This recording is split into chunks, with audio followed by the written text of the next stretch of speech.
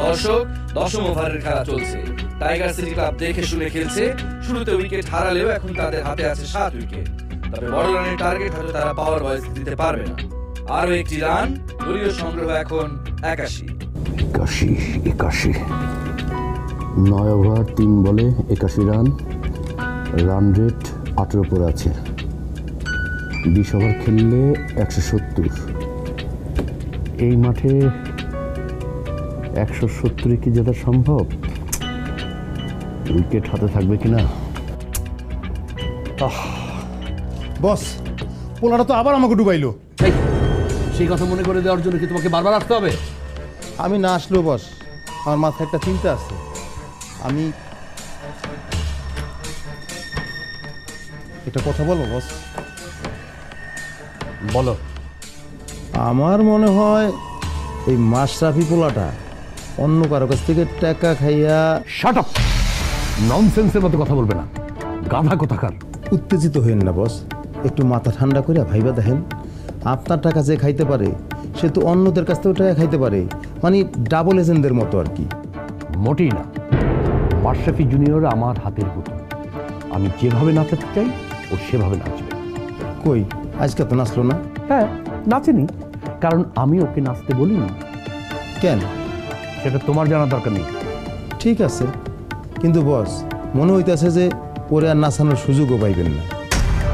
মানে? মনিস্টার 11 2 ম্যাচে জিততা ফাইনালে চলে গেছে, আর আমরা আজকে হারলে পাওয়ার ভয়ে যে 2 ম্যাচে জিততা ফাইনালে চলে যাব। আমাকে আর ফাইনালে ওটা হইব না। এই টিম, সবাই দিকে আসো। Walton Washing Machine. Simplifying life with hassle-free washing.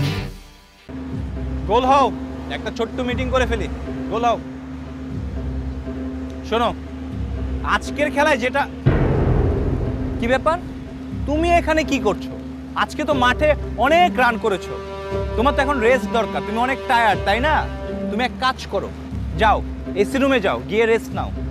Sir, আমি রান না নিতে পারলেও আমি চাই পরের বোলিং আর ফিল্ডিংগুলো ভালো করে খেলতে। এসব আমাকে শুনে কোনো লাভ নেই। আমি খুব ভালো করে জানি তুমি মনে মনে কি চাও। একজন ব্যাটার যখন ইচ্ছা করে মাঠে খারাপ খেলে তখন তার মনও দুর্বল থাকে। তাকে মাঠে ফিল্ডিংয়ে নামিয়ে আমি কোনো রকম ঝুঁকি নিতে চাই না। স্যার, আজ তো আমাদের 12 নম্বর প্লেয়ার মাঠে নেই, সোহাগ ইনজুরিতে। সো আমাদের মাশরাফি জুনিয়রকে নামাতেই হবে। সেটা আমি জানি, আমার কোনো কথা ওর কানে ঢুকবে না। তবু তুমি মিটিংয়ে থাকো। শোনো, এই পিচ কিন্তু আগেরটার মতো না। এখানে বাউন্স আর মুভমেন্ট কিন্তু ঠিক থাকে না। আমাদের শুধু লাইন বরাবর বল করতে হবে। আর ওদের যদি আমরা ডট বল করতে পারি তাহলে ওরা টেনশনে থাকবে, তখনই মারতে যাবে আর আউট হবে। তাই আমরা 184 রান করেও জিততে পারি। সবাই বুঝতে পেরেছো? Yes sir. শোনো, রাজীব, সাদাত, ফারুক আর শামীম, তোমরা 4 ওভার করে মোট 16 ওভার করবে। তারপরে যাবে জয়নাল আর শামীম, তোমরা বাকি 8 ওভার করবে। ঠিক আছে? স্যার, মাশরাফি জুনিয়র কি তাহলে? আহা, না না, ওকে ভুলেও বল করতে দেওয়া যাবে না। ও তো জেতা খেলা হারিয়ে দেবে। স্যার, আমি তোমার কোনো কথা শুনতে চাই না। আজকের খেলা জিতলে আমরা ফাইনাল। তোমার হাতে বল তুলে দিয়ে আমি দলকে বিপর্যয়ের দিকে নিতে পারি না। এই যাও, সবাই ফিল্ডে যাও।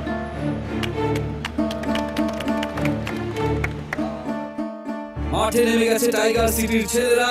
ব্যাট করার জন্য তৈরি পাওয়ার বয়েজের 2 ওপেনার জামিল আর সিফার। দর্শক, আজ ডু অর ডাই খেলা। যে জিতবে সেই ফাইনালে যাবে। আশা করি জমজমাট একটা লড়াই হবে। এই ম্যাচ আমার দলে জিতবে শফি, তুমি লিখে রাখতে পারো। আচ্ছা, ধরলাম এই ম্যাচ আমরা জিতলাম, কিন্তু বস মাশরাফি জুনিয়র যে আপনার 50 লক্ষ টাকা নষ্ট করলো, এটার জন্য আপনি কোনো শাস্তি দিবেন না তারে? অবশ্যই দেবো। কি শাস্তি দেওয়া যায় বলো তো? আগে আরে কিছুক্ষণ থাপড়াইতে হইব, তারপরে ঠিক মতো কানাপট্টি লাল কইরা ওদিকে হাতের কাম চলতে থাকবো, তারপর পায়ের জুতোটা খুইলা ওরে। হয়েছে। ও তোমার মতো ছাগল হলে এরকম শাস্তি হয়তো দিতাম, ছাগল থাকে। কিন্তু এই মানে এই ছেলে মাশরাফি জুনিয়র খুব চতুর এবং সৎ, ভেরি অনেস্ট। ওকে শাস্তি দিতে হবে ওই জায়গাটায়, বুঝতে পেরেছ? ঠিক বুঝলাম না বস। ফাইনাল ম্যাচ খেলার সময় আমি মাশরাফি জুনিয়রকে বলবো ও যেন আজকের মতো 0 রানে আউট হয়ে যায়। আমার যে 50 লাখ টাকা গেছে সেটা সুদে আসলে আমি সেদিন 2 কোটি টাকা কামিয়ে নেব। কিন্তু ওই কি রাজি হইব? সহজে রাজি হবে না সেটা আমি জানি, কিন্তু আমার হয়েও কাজটা করতে বাধ্য হবে। আর তুমি তো জানো অন্যকে দিয়ে বাধ্য করিয়ে কিভাবে কাজ করাতে হয় সেটা আমি বেশ ভালো করে জানি। জি বস, সৎ বলে তারা কোন শাস্তি দিবেন? বুঝলে শফি, সৎ মানুষ যখন অনেক চাপে পড়ে না, তখন অসৎ কাজ করতে বাধ্য হয়। এই মাশরাফি জুনিয়র মনের বিরুদ্ধে গিয়ে যখন অসৎ কাজ করবে, ওটাই হবে ওর জন্য সবচেয়ে বড় শাস্তি। দেখলেন বস, দেখলেন? আমি নিশ্চিত যে আমাকে দল আজকে হারবো।